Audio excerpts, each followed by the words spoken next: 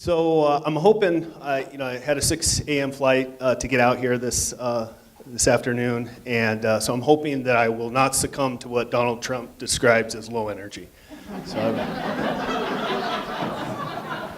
we have to get in one Donald Trump reference at least. We could actually spend this session talking about the rise of Donald Trump. Actually, there are some interesting connections. So if anybody is interested in that in terms of the Q&A, I'd be happy to address that. I'm at the University of Nebraska, Omaha. I work in a center that studies collaboration science. And we have a small kind of subgroup within that center. There's 3 of us that look at violent extremism across the board. And so we study different types of ideologies, which somewhat sets us apart from other research units that focus on violent extremism. There's a tendency to focus on specific types of ideology, and especially since 9/11, Islamic jihadi radicalization has certainly been probably the largest point of focus for research in this field. We study the whole gambit, and we also have an interdisciplinary team that I think is pretty unique. There's an organizational psychologist that I work with, and she approaches violent extremism from kind of a business model and looks at leadership in particular and how that influences performance across violent extremist organizations. Then we have a computer scientist who looks at technological innovation and how that plays a role in violent extremist organizations. And then he also does cool stuff like build avatars and holograms and stuff. So, and his students actually have built a web crawler that, as we speak, is downloading ISIS supporter tweets. And so it does it, it's automated. We have more than 4 million data points, and it downloads not only the tweets, but also their profiles and any attachments that are being sent. So now the next step is to develop a searchable kind of platform that will allow us to figure out what's in this database, given that there's 4 million plus data points in there. At this point, we're not sure exactly what's in there. So that becomes a whole task in and of itself.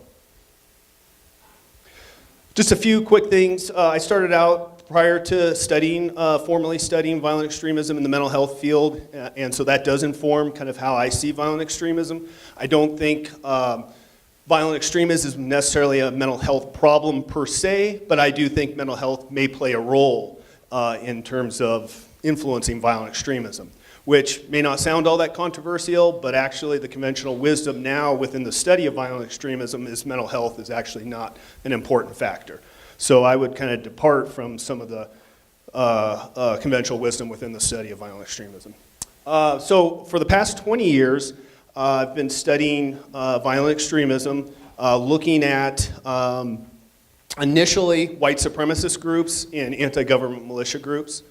So that work involves ethnographic field work, which is what anthropologists have been doing for a long time in terms of going to exotic cultures and studying. So instead I stay here in the United States and study exotic cultures. And as attorneys, we have a lot of exotic people in our country. So no shortage there. But basically the point of that type of methodology is to try and get it from your subject's perspective, to understand their life world, to understand how they make sense out of the world that we live in. And so you're really trying to put yourself in their shoes, and to do that, you have to spend time with them in their natural settings. You have to observe them in their natural settings. You have to build rapport with them. You have to get to know them, and get to know them pretty closely and pretty well to be able to kind of, gain a sense of their perspective.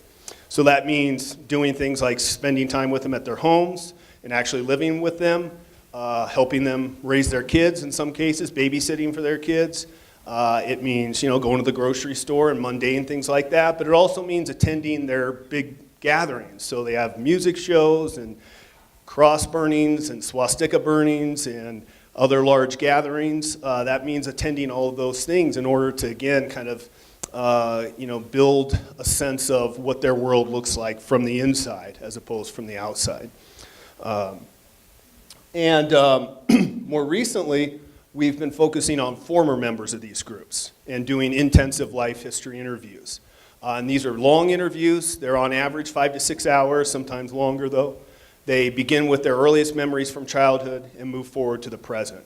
So the good news is, as I said, they're former members. So in and of itself, we know that people leave these groups all the time. So that happens. We're not exactly clear. We're only beginning to really learn how that happens, though. And of course, that butts up against some of the kind of folklore that exists within our society, which is, once a hater, always a hater. Once a gang member, always a gang member. We tend to sometimes, I think of these things as permanent. And the research is pretty clear. Like, for instance, gang membership on average lasts, on average about 3 or 4 years at most. So most gang members leave gangs. So we're finding that this is also true with extremist groups and even terrorism. People walk away from being actively involved in terrorism and cease to continue to be involved. So now we want to try and develop a better understanding of how that happens. The interviews, about half of the people end up crying at some point, so they're very emotional interviews. Again, it's really important to build as much rapport as you can with the individuals in order so that they feel comfortable talking about their lives. And one of the advantages of doing this with former members is that you're able, as a researcher, to ask a lot of questions. When you're doing it with actives, you have to be a lot more careful about the questions because there's a lot more suspicion and paranoia. They may think you're a law enforcement officer, and so therefore certain questions are kind of off limits with active members, whereas with former members, kind of everything's on the table.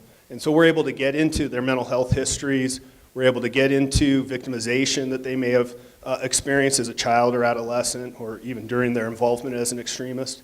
So we get into some really sensitive issues that I think are very important and produce a lot of insight about the lives that these folks have led. About 8 years ago, I started working with attorneys periodically, working on cases as a consultant to help attorneys kind of better understand some of the dynamics of extremist groups. And so I've worked on state and federal capital cases, both state and federal, a couple RICO cases, a federal sedition case out of Michigan that involved a militia group that was, I think, kind of a pretty interesting case, working on a book in part about that case. I've also tried to use the information that we've been gathering to help train with law enforcement, education, social service, and so forth. And then last couple of years, I've been working with the Southern Poverty Law Center on their academic advisory board. They formed their first advisory board about 2 years ago, and so I was invited to join that. And that's a real honor because I've been an admirer of the Southern Poverty Law Center and the work that they do for a long time. I think they're kind of state of the art in terms of building monitoring and awareness of these types of groups. So what I want to kind of situate what I'm talking about today is within the areas of neurosociology and social neuroscience. And basically, both of these are subfields that really kind of emphasize the idea that environmental and biological processes are deeply intertwined. And you really can't disentangle these. And that's become, I think, pretty much common sense within the larger society, that the whole nature-nurture debate is kind of a misnomer of sorts, and it's kind of misguided. We're kind of asking the wrong questions when we try and disentangle nature and nurture. Everything we do is always some combination. And so neurosociology and social neuroscience both kind of are based on that premise, that these are integrated processes. One is focused a little bit more on how society influences neurological processing, and the other kind of the flip. But they both share a lot in common. And we're starting to see more. There's a lot of work being done in social neuroscience. Neurosociology has been a little bit slower to catch on. Sociologists tend to be somewhat reluctant and resistant to studying biological processes. I mean, the basic premise here is that when we talk about the brain, it's heavily influenced, obviously, by all of the input from our environment, right? Beginning actually before birth, right? There's just increasing kind of emphasis within the scientific community about how our brain is really kind of socially structured.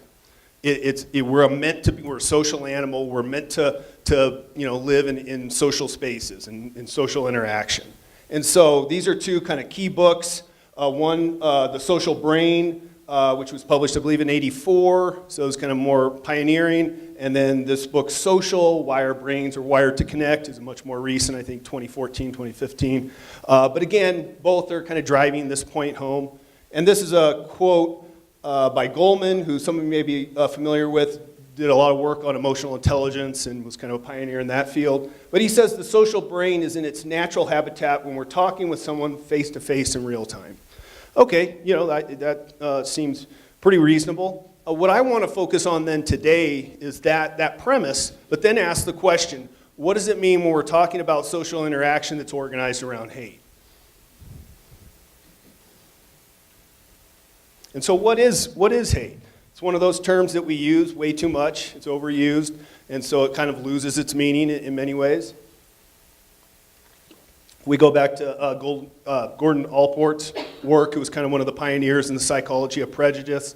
You know, he defines as an extreme dislike, and I think the extreme dislike is critical, associated with prejudice that provokes aggressive impulses. And again, provoking aggressive impulses is also critical. So we're not talking about the kind of hate that we often may use that term to describe. We're talking about hate involving some very specific kind of characteristics. Another similar definition is that it's deep, enduring, intense emotion, expressing animosity, anger, and hostility towards a person, group, or object. Just as a side point, you know, we use the term hate crime, which actually, as that kind of legal philosophy has developed, is actually probably, you know, there's the other term, bias crime, which is probably much better. Because if this is the definition of hate, to be charged with a bias crime really doesn't require these things per se. Because these go beyond just bias. So being biased towards a person or group, I would point out, is different than what we're describing here in terms of hate. So is there a biological basis? That's one of the questions. Yes, but. Right? Everything we do has a biological basis. So from an evolutionary, you know, perspective, when we talk about in-group and out-group, right? In-group meaning individuals that we're most familiar with, that we spend our time with, and out-group being people we're less familiar with, this kind of a social boundary, if you will, that results from an evolutionary perspective, mainly to essentially facilitate cooperation, which from an evolutionary standpoint is essential, right, to human survival. The fact that we learn to be kind of obligated to each other, and that we have these things that, you know, kind of a norm of reciprocity, where, you know, people help each other out to meet their basic needs. So yeah, there is a preference for building that through our in-groups, but that doesn't necessarily require that we have hatred towards members of out-groups. And so what I would just say, to put it, you know, bluntly, is that no one is born with a swastika emblazoned on their forehead. Nobody is born hating non-believers and thinking that they're going to go to hell or wherever. Nobody is born believing that homosexuals should be killed because they're somehow defying God's law. I mean, none of those things, those are all they're all actually pretty complex in a sense. As much as we may find them disagreeable, all of those beliefs that I just described really require complex thinking and people being taught and learning certain things about how to interpret their world through some type of religious doctrine or some other political or other social ideology like Nazism.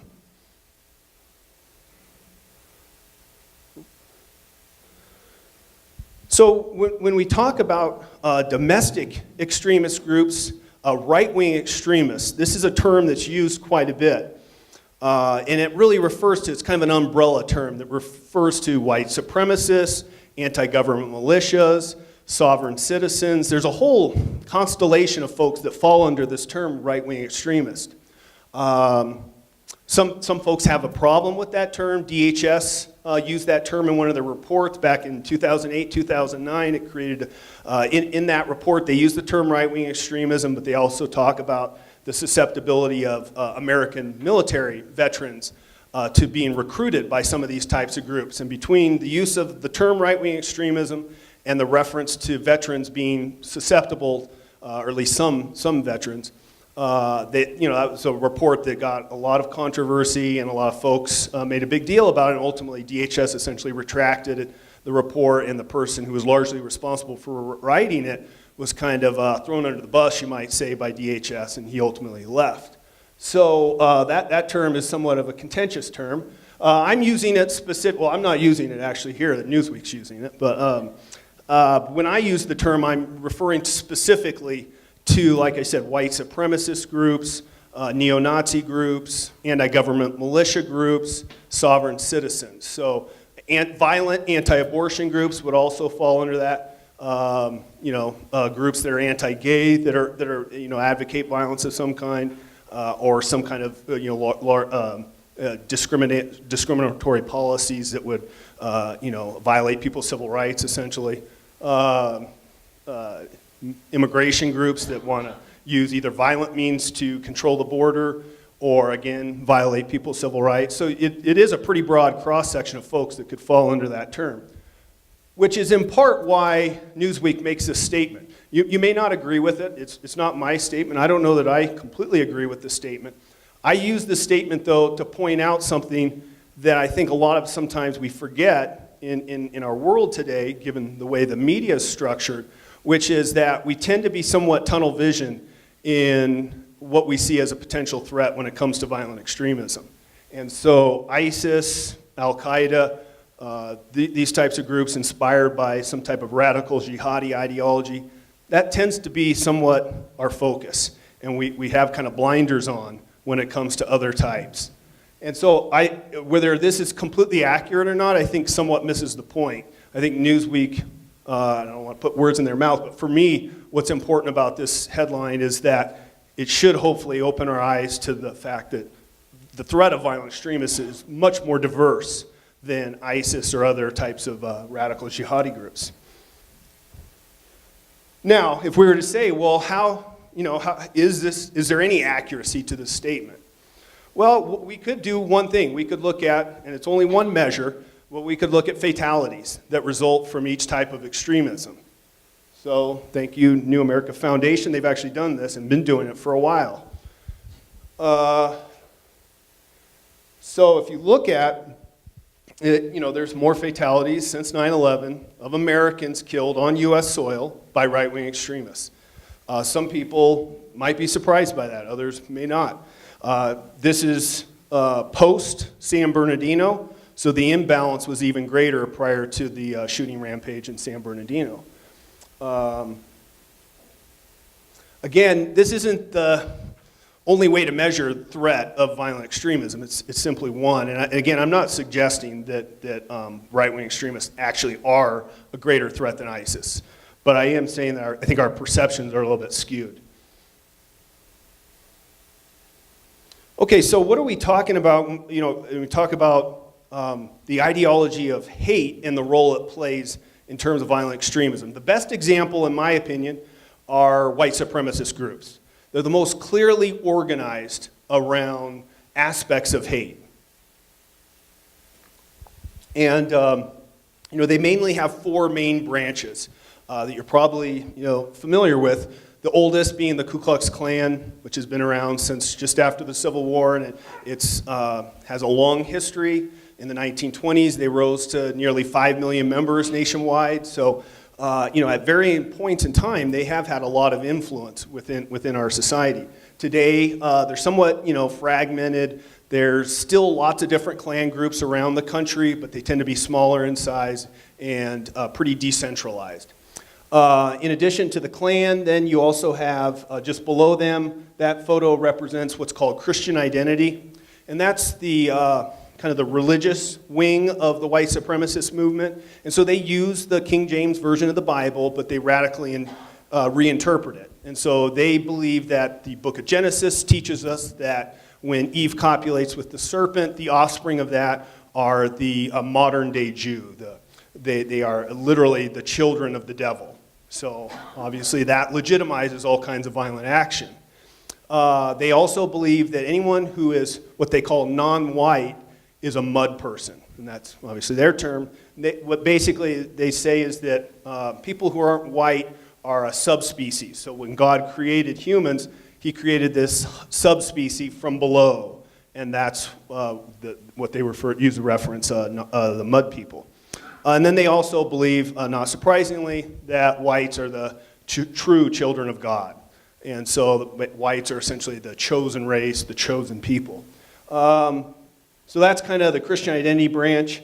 Up above, next to the Klan, is the neo-Nazi version, which are the folks that model themselves very much kind of directly after Adolf Hitler and Nazi Germany. So they'll maybe wear Nazi uniforms and that kind of thing. There's lots of different groups that would fall under that term. This is just one, the National Socialist Movement. And they've had lots of rallies across the country. And then the newest branch are called skinheads. And there are anti-racist skinheads, and there are skinheads who don't really care about race one way or the other. But certainly the most widely known are these white power or racist skinheads. And they've been around, they go back to the late 60s in England, and then kind of go away for a while, and then reemerge in the 70s in England. And when they reemerge in the second wave in the 70s, they kind of get transplanted over the United States. We started seeing them in larger numbers in the US by the mid-'80s. By the late 80s, they kind of become well known. They're on Geraldo breaking his nose, and they're on the Oprah Winfrey show, calling her a monkey on national television. I actually spent a lot of time with the guy that did that. He did that as he was about 19 or 20 at the time. That kind of was his claim to fame within that world, was that he did that to Oprah on national TV. After that show that she did, when that happened, she said she had never seen such hatred as that episode, and she also refused to ever have those types of folks back on her show as guests. So these are kind of the four main branches. Now,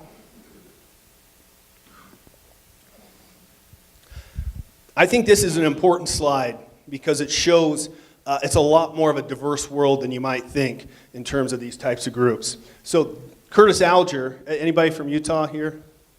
No, Utah? Okay. Curtis Alger is an inmate. He's on doing life in Utah. When he went into prison, he didn't look like that. He went in on nonviolent offenses, got hooked up with the soldiers of Aryan culture, a white supremacist prison gang in Utah, and then got what they call a bodysuit. So literally, he has ink all over his body, and the guys that are in the soldiers of Aryan culture are kind of known for getting these bodysuits where they literally have tattoos from head to toe. So he did that while he was, after he'd gone in on the nonviolent charges, got hooked up with them, and then while he was being transported from the prison facility he was being held at for a medical transport, he was able to get out of his shackles, wrestled the gun away from the correction officer that was transporting him, and shot and killed, murdered this gentleman who worked for the Department of Corrections in Utah. So now he's doing a life sentence. But that's kind of the stereotype. When you hear white supremacists, I think you kind of see that. That, not so much, right? The so-called girl next door. I showed this slide a couple days ago. I was giving a talk at our medical school in Nebraska, University of Nebraska Med Center. And the professor is a public health class. And the professor saw this, and she just was in disbelief that she's a white supremacist. She kept, asking, she's a white supremacist. Yeah, and she's raising her kid as a white supremacist too. That's her doing her job, so to speak. So you really do get a kind of wide range of folks, including folks that are, suit and tie folks, people with PhDs, people who are attorneys, medical professionals, the whole gambit. One of the most widely known folks who's now dead, he died in 2002, William Pierce. He founded an organization called the National Alliance in West Virginia. He devoted his life to being a neo-Nazi propagandist. He wrote books, he disseminated information all over the globe. But prior to becoming this full-time neo-Nazi propagandist, he went to school, earned his PhD at the University of Colorado, was a tenure-track professor at Oregon State in the physics department, and then he kind of decided, look, I don't want to do this. I want to spend my life working for the cause. So, you do really have a wide range of folks who get involved in these groups. It's a much broader cross-section than we care to admit, and I think one of the things that tells us is that the recruitment potential of these groups is much broader than we'd also like to admit.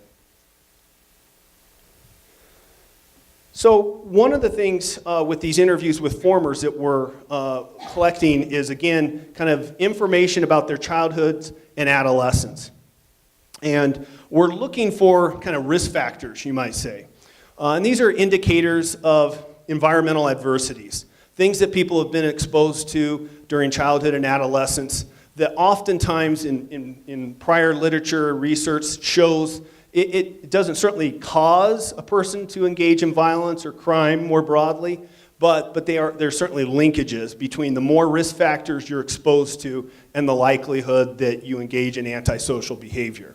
So there's a lot of research looking at kind of generic criminals and these risk factors.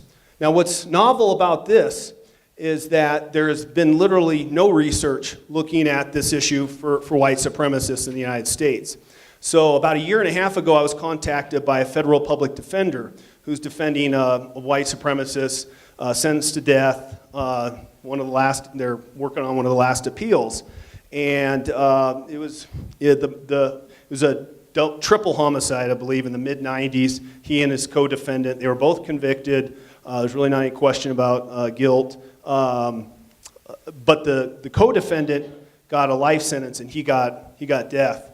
And the evidence is pretty clear that the one who got life is actually more culpable than the other. So anyways, his federal public defenders contacted me, not about the case per se, but about the issue of trauma and backgrounds of white supremacists in terms of trauma and exposure to risk factors. And they're interested in that issue in terms of as a mitigating factor. This individual had been severely abused as a child. His father would strip him down naked and use a whip on him and so forth and so on. When the attorney contacted me, he said, well, I've been looking at the research and I can't find anything. And he was right. We've actually since published some of this data, but there's just been a kind of a total absence of research looking at these issues for U.S. white supremacists.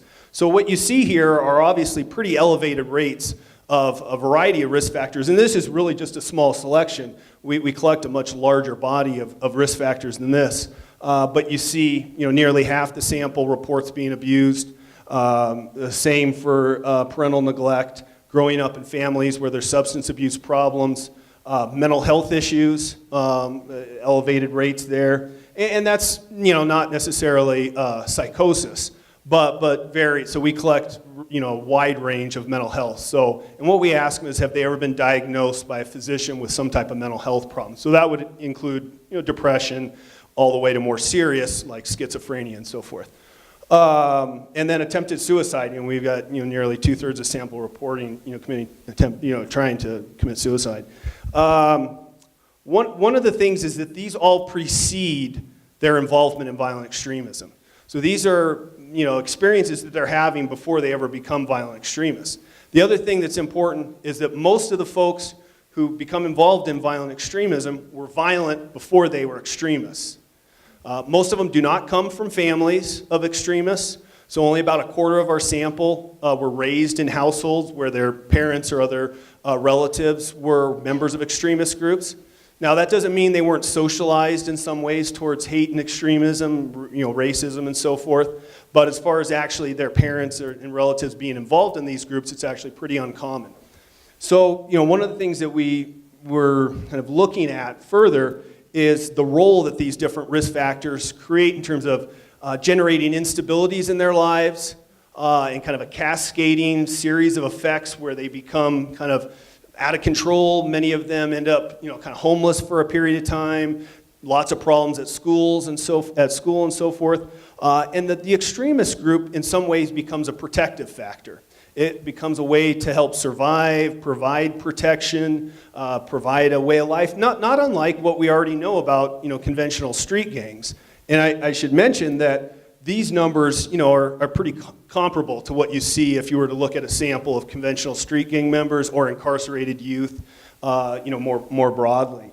So, there are a lot of commonalities, it seems like, in terms of the backgrounds among members of these types of extremist groups and other populations that we know are at risk.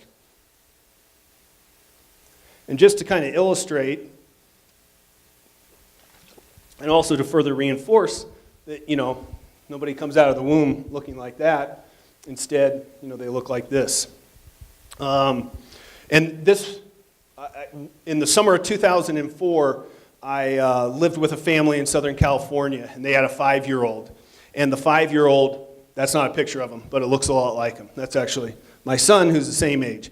And now is 12 years older and about 100 pounds heavier. But the kid I was living with, both his parents were active white supremacists.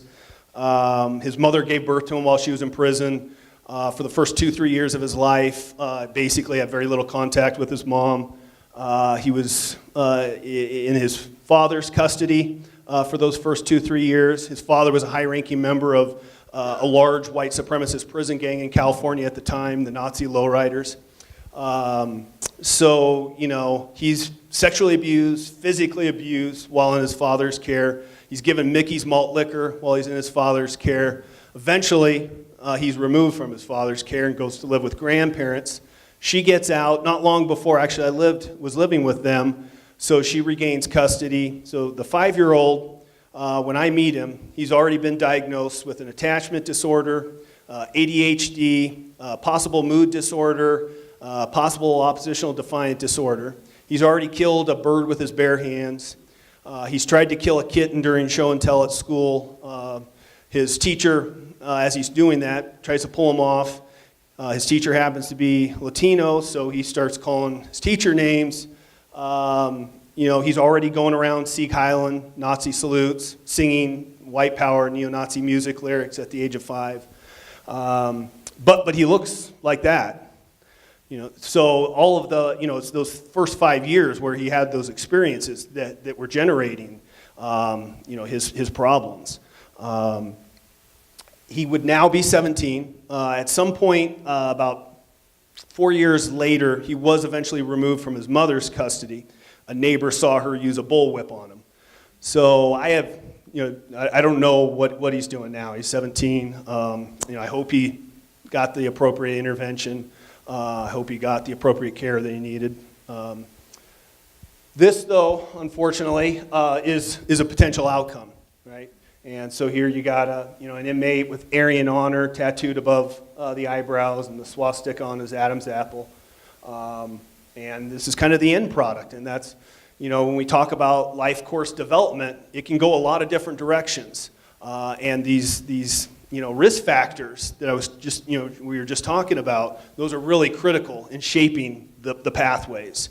And that's, I would say is where, if we really want to understand hate, it's understanding, these types of risk factors and also the type of culture that develops within these groups and influences people's ways of thinking and their behavior. These groups provide a sense of identity. The groups teach them that they're special, that they're part of this special race. The groups go to great lengths to build camaraderie. They go to music shows together. They go to parties together. They wear certain clothing that marks them. They do the tattoos that have significance. So they're doing a lot of kind of social interaction with each other, but also a lot of social identification that is very meaningful to them and has a significant impact and influence on them. And so that culture of hate becomes very critical in terms of creating the hate and then sustaining the hate. So one of the things that we've started to see in the life history interviews that's interesting is people talk about, and these are folks that no longer identify with the group, they're disengaged from the group. So they're not hanging out, they're not spending any time with these folks. Their beliefs vary from individual to individual in terms of how much that's changed. But one of the things we do hear across a fairly large portion, things like, I can't get rid of the hate. It won't go away. We had a woman tell us a story She'd been out of the white supremacist movement for about 2-3 years. She goes to Jack in the Box, does a drive-through order, goes in the parking lot. She checks the order, sees that she thinks they got it wrong, goes back in. Woman helping her is Latina. They get into an argument about whether the order is correct or not. Next thing you know, the former white supremacist is calling her names. And then before she knows what she's doing, she's out the door. She's got the Nazi salute going up. She's yelling white power, Sieg Heil. And by the time she gets to her car in the parking lot, she's crying. She's broken down. She doesn't know what the heck she just did, why she did it. It was like this involuntary relapse of sorts. So, we're hearing these kind of stories, and then also during my time with active members, seeing how much the hate takes a toll on people and how much frustration and anger their everyday lives are. Just going to the grocery store can be a huge ordeal because somebody who happens to cut you off is African American, and next thing you know, there's all this yelling and screaming about this person, blah, blah, blah. Watching the TV, the news can be this huge ordeal because of what's on the television. Anti-white stuff or pro-black stuff or whatever. I mean, there's just, it's very pervasive in their lives. So between that and what the formers are telling us, we started thinking, well, we really want to know, is there some kind of permanent traces that can be detected among folks who are no longer involved in these groups? And so we have an experiment that we're doing next month where we're bringing in former white supremacists to the University of Nebraska, and we'll expose them to stimuli, 3 different blocks. One block has to do with interracial relationships. So we'll show them an interracial couple, and then we need a neutral image. So in this case, it'd be a white couple. And they'll get a series of these images. And while they're being shown these images, they'll be in an MRI machine. So we'll be scanning their brain. And then we'll also be doing EEG, so brainwave activity. And then also eye tracking to look at kind of the eye reaction, pupil dilation, that kind of thing, eye arousal. So we'll have 3 different neurophysiological measures, and so they'll get these 3 blocks. This is the first block. Second block has to do with the symbols and icons, individuals like Adolf Hitler, that they would find meaningful when they were involved. And again, theoretically, we're saying these people, they're not involved in it anymore, so we wouldn't expect necessarily that they would react differently to our control group who were never involved in extremism. But again, that's the question, will they? And so there's the swastika, a very meaningful symbol for them. There's a neutral symbol, which is still the swastika, it's just taken apart. And then we'll have a block of violent images. This one is, we have a range of the type of violence that we're showing them. So here's civil rights activists being fire hosed, and then you have a neutral image. But we also have images of lynchings. We have images of white victims, so we have some range of the types of violence and the victims and perpetrators. And again, the basic question is, will they respond differently than our control group who are non-extremists? So one of the things we think this underscores is that we already know there's a distinction between leaving the groups and de-radicalizing, in other words, changing your mental model. So you can leave a group, an extremist group, but not necessarily change your mental model. You can also leave the group and change your mental model. And some of our formers have made substantial changes. They've gotten involved in, for instance, converted to Buddhism. In some cases, they're very involved in mainstream Christian churches. So that in some cases, they've married people from other racial and ethnic groups. So, I mean, you do see some pretty rapid, or some pretty dramatic transformation in some cases, and in other cases, not as much. We do know, though, that there's a process of neuroplasticity. Our brains are changing on a regular basis, and there's certain things we can do to facilitate that change. So, for instance, meditation has been shown to facilitate neurological change. So we may be able to learn and use the results from our experiment. We want to do a larger experiment after we do this pilot study that would not only have formers, but also current members of extremist groups. But we think that it may be useful in terms of thinking about what seems to be explaining the amount of change that people experience at a neurological level. And are there certain things we can do purposefully, intentionally, to help folks not only disengage, but also potentially de-radicalize? And then, there may be some legal implications, although, we haven't gotten that far yet. But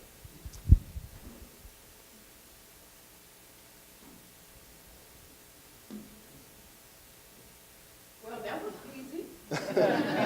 He said thank you. But we are ready to accept any questions, and I will be happy to bring the mic.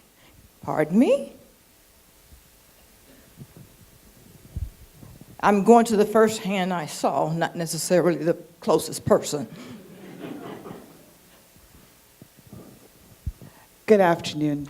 I actually have a long list of questions, but I'll just settle at two.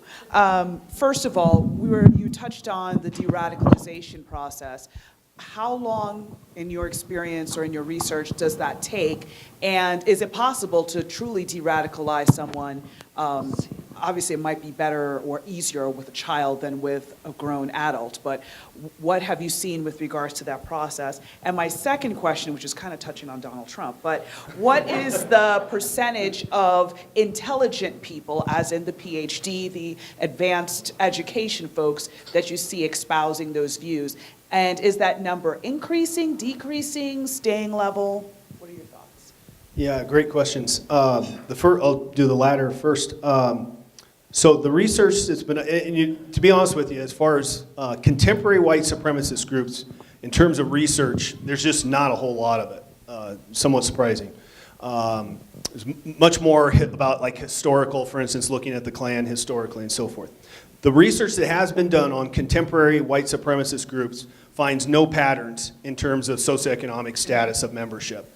And actually, there is an interesting, somewhat of an interesting pattern that finds what happens. So the stereotype is that somebody lower class, less educated, is going to be more susceptible to these kinds of groups. But actually, what happens is that if you have a current member who fits that, doesn't necessarily mean that's how they grew up. Because one of the things that we find is that there's this thing called downward mobility that happens when you get involved in some of the groups. So you may be raised in a middle class, background, and then, in late adolescence you get hooked up with one of these, skinhead groups. There's a good chance that's going to result in downward mobility. You're going to get hooked up into, street crime, maybe dealing drugs, taking drugs, and, going in and out of jail and so forth. So we actually find more of a pattern in terms of downward mobility among a segment. But there's really, as far as the education and socioeconomic status, there's just no clear patterns, is I think the honest answer. As far as the de-radicalization, we have some people who tell us that they just walked away and they've never had basically an inkling of thought about it since they left. They kind of cut it off. It was an amputation of sorts, and they never looked back. We have an individual who actually, somebody who ended up converting to Buddhism, but the way he explains his departure from it was that he literally just left and never turned back. And he actually says that disengagement for him was not very difficult at all. So you do get, but then other people who are talking about going back, they relapse and much longer periods of time where they're struggling. Part of the problem we're running, and one of the reasons why we're doing the fMRI study, is because it's hard to get inside the black box, right, in terms of what's actually happening neurologically, because we're relying on self-reports and people kind of describing whether, they still have the beliefs or not. And, not that the fMRI is a lie detector, because it's not, and there still will be lots of questions and lots of unknowns. And one of the things with neuroscience is, as much as we're learning from it, there's still lots of unknowns with the things we're studying with neuroscience methods. But we will be able to get at a different level that we can't currently get at by just asking folks questions. There's one in the far before you. Hi, I'm curious, you mentioned briefly radicalization. You were talking about the guy who went in for a nonviolent crime and then became a part of a group and radicalized in prison. I'm curious if you could just talk about what are the scenarios of radicalization? What are the ways that you see that happening? Many of us are familiar with prison gangs, but Sure. If you could flesh that out a little bit more. Yeah, you bet. So what we tend to find in terms of kind of the entry process is that the ideological component initially is not nearly as important as it becomes later on. So the initial draws aren't really an affinity for the ideology. It's more pragmatic, more practical. The group's going to provide the person with protection.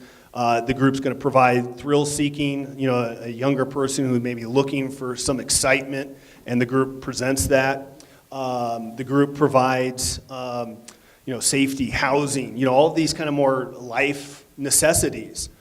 Just camaraderie and kind of a surrogate family, the cliche that we talk about in terms of why kids join gangs. As a surrogate, it becomes a surrogate family. I mean, those are the things we tend to find with these folks. But the ideology then does become important after they get introduced to the group and they've been in the group and some of these initial needs are met. Then they start to go through an indoctrination process. And at that point, the ideology does become much more important. So I think that's somewhat counterintuitive for some folks. They think that the ideology is what's drawing in folks. And that may be the case in some situations, but more often than not, we're finding it's not the ideology. The ideology comes later. And again, it's not that the ideology is not important, it's just important later on in the process. Is that any different in the online era where you have propaganda recruitment happening online? It's a good question. Most of what we know about online radicalization shows that the online part is important, but there's still offline dynamics that are equally, if not more important. So for instance, there's research in Europe looking at foreign fighters, that phenomenon, which we tend to view through the lens of online radicalization, but the research is showing actually the online part of becoming a foreign fighter, while important, is not as important as what's happening offline in their lives. And in looking at domestic folks, domestic extremists tend to find the same thing, that yeah, there is a big online component to it. I mean, if you do a simple keyword search for this kind of stuff, you'll find all kinds of white supremacist websites, and they've got chat rooms and all the social media sites. They've got their own version of Facebook, the whole 9 yards. But they're also doing a lot of stuff offline, typically. Somebody like a Dylan Roof, the murderer went in South Carolina, who went into the African American church and shot and killed 9 individuals. He did, most of the evidence suggests that his radicalization was largely, if not completely, online. So there are certainly exceptions to that. But typically, the online is integrated into a broader radicalization process. I found your talk absolutely fascinating, especially coming at this point in the day. But having been thinking about trauma and PTSD and criminal behavior and thinking about that in the earlier sessions, I found myself feeling tremendous empathy as I understood more the risk factors and the reasons behind what was going on here. And as I recall your slide where you presented the risk factors for these extremist groups, they were virtually identical to the ones that we learned about earlier. And I'm doing a little self-check-in and feeling like I have absolutely no empathy for these people, and I have more empathy for the other people. Yeah. What's up with that? And like, is that, like, I would just like to understand that. I feel hatefulness towards these people, even when you're telling me that the exact same that they have the same risk factors as the people who I feel tremendous empathy for. Now I'm feeling feeling bad about myself about that. Could you help me? Well, okay. There's a bar around the corner.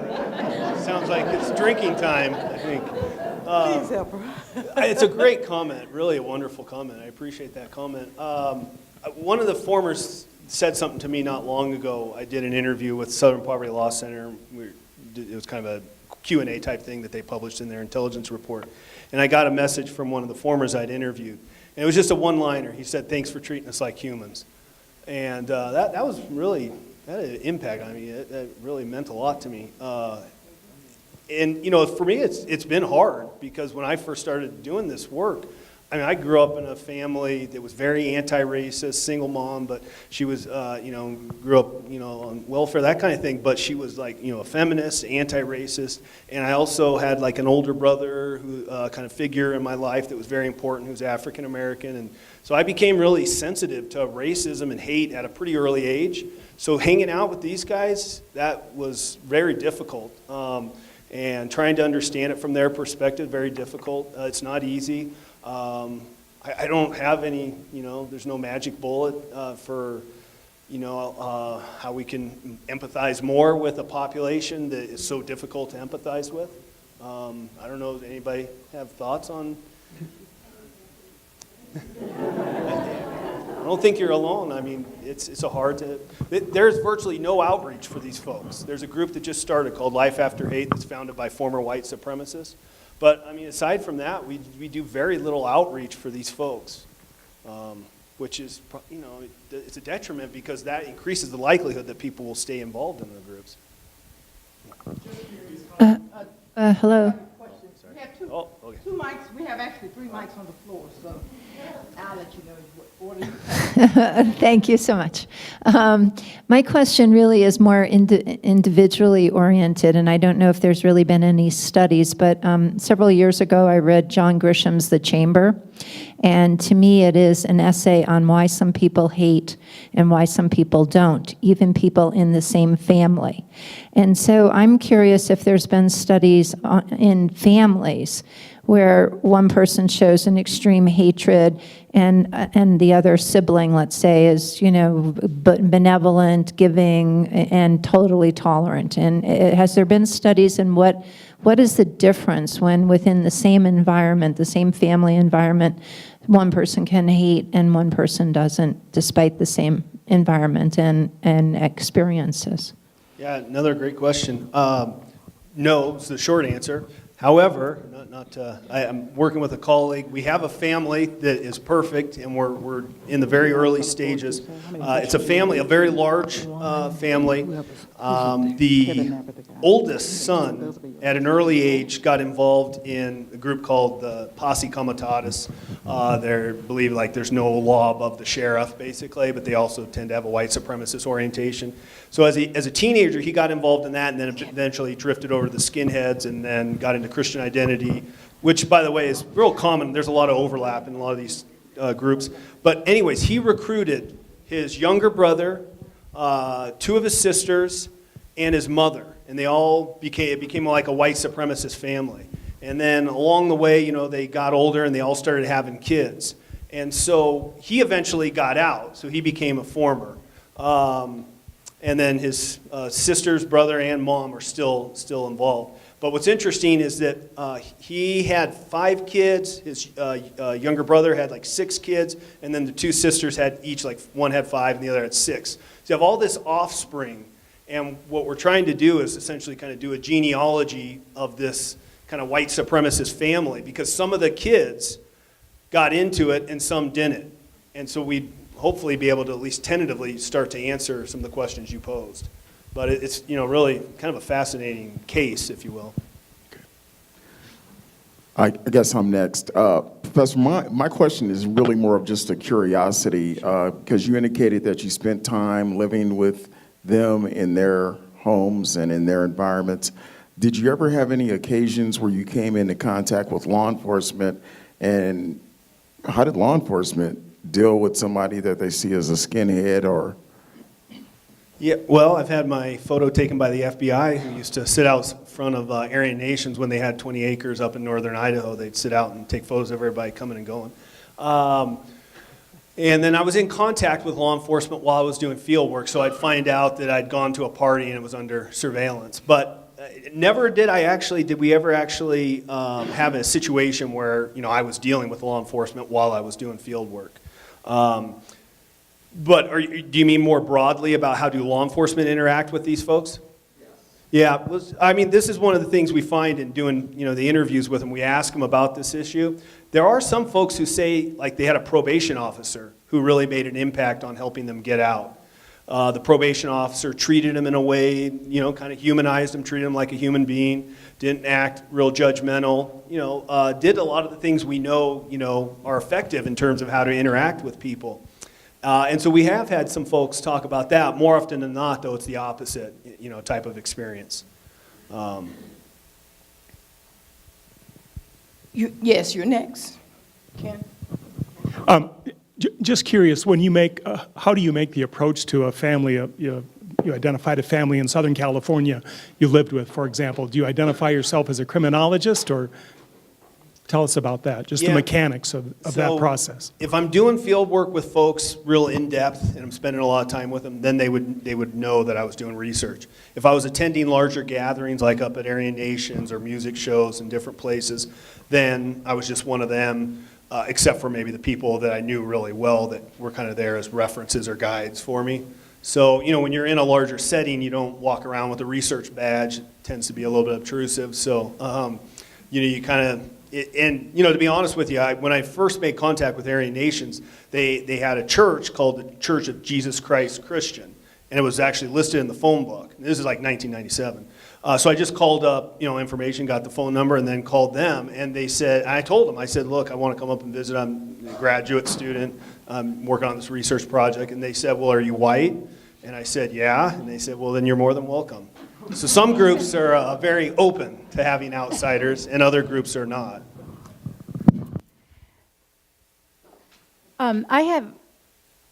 I guess this is a question or a comment or both. I'm so struck, you mentioned it earlier, by the similarities between these groups and what I think you termed urban, or street gangs, or the typical, conventional street gangs, in terms of obviously the risk factors, the needs that are filled, the experiences coming out of the gangs.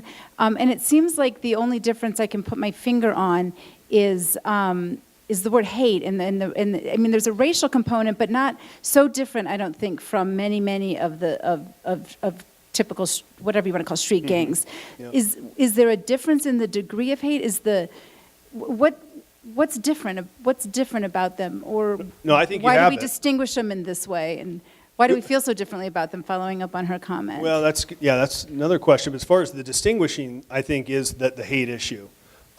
In terms of having an organized ideology that is so focused on a very clear list of outgroup, what they call racial enemies, which is not just African Americans. I mean, it's a laundry list of folks that are on their list. And to have it that organized and the lifestyle be that organized around it, I do think, having spent time with conventional street gangs as well, I do see that as a differentiator. But also a lot of overlap as well. So I think we probably over-distinguish, but we probably shouldn't lose sight of that aspect. Having said that, there are street gangs that develop ideological orientations and move in directions. And for instance, I was just at a DHS seminar, workshop, one-day deal, and the director of DHS said, look, we're learning now that there's more overlap than we thought between violent extremism and conventional street gangs.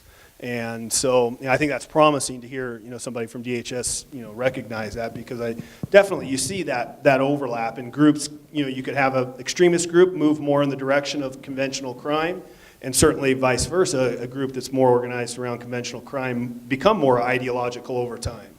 So there's the overlap, but I think you've got the distinguisher.